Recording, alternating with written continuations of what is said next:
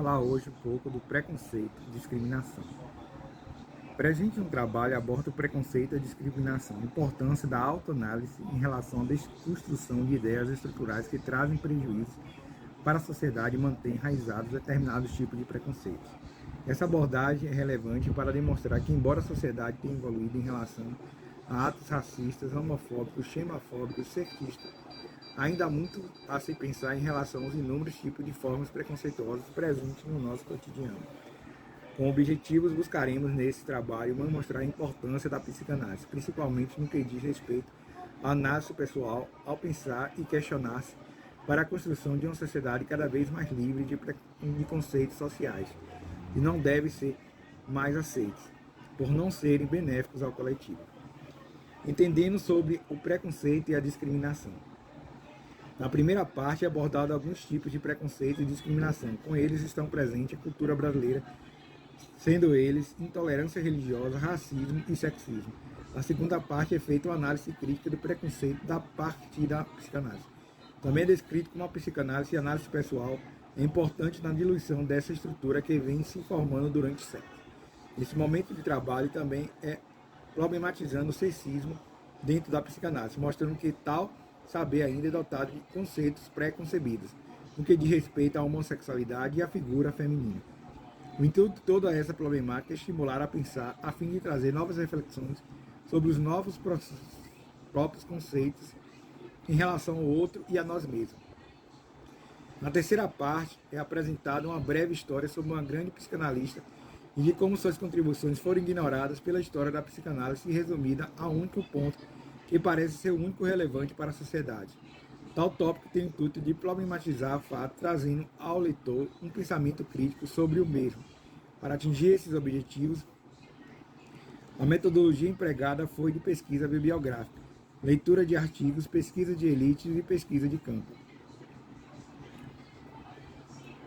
Observações. Ao longo do trabalho, de alguns questionamentos são feitos com a finalidade de estimular a crítica do leitor para além do ponto de vista da autora.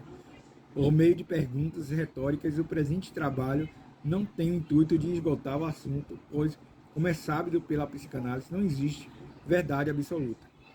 O preconceito contra o patrimônio natural. O preconceito pode ser definido como um conceito preconcebido a alguém de forma discriminatória, podendo ser um preconceito racial, sexual, de gênero, intelectual, preconceito e discriminação relacionada à classe social, etc. É de suma importância ressaltar que o ato de prejudicar ou prejulgar o outro por meio de conceitos concebidos sem qualquer fundamentos críticos ou lógicos, embora não deve ser algo tolerável, vem ocorrendo há séculos na história do mundo, o que torna isso parte da estrutura da humanidade, uma vez que está presente em imagens, palavras, frases e até mesmo ditados populares. Atualmente é possível observar a utilização do termo racismo estrutural para descrever atos racistas, discriminatórios ou raciais que estão contidos na sociedade, ainda que de forma não explícita, muitas vezes não intencional, fazendo parte de uma estrutura construída pela civilização ao longo dos séculos.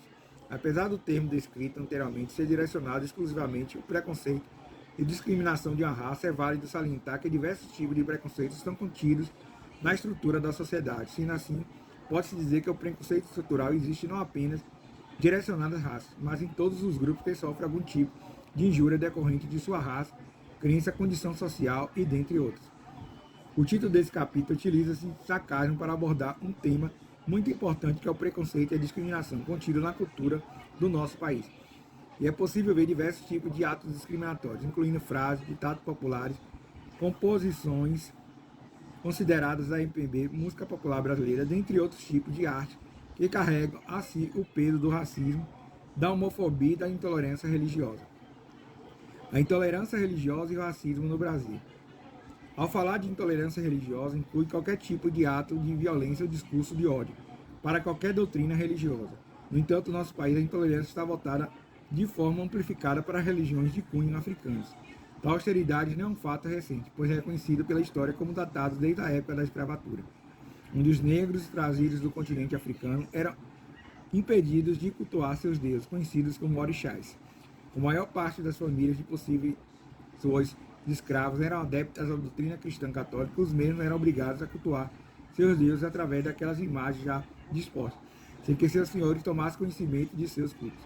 Assim nasceu o sincretismo religioso, onde determinados orixás ficaram conhecidos no Brasil, assimilados às imagens de santos da Igreja Católica. Como ato de devoção diante do preconceito de seus senhores, os negros foram obrigados a esconder sua fé até os dias de hoje. Muitas imagens ainda não são associadas a esses orixás, como é o caso de Ogum, sincretizado em São Jorge da Capadócia, e Iemanjá, sincretizada em Nossa Senhora das Navegantes. Algumas das casas de Umbanda e Candomblé não concordam com a sincretização dos dias atuais, pois é uma forma de ainda se esconder e obedecer à construção opressora da sociedade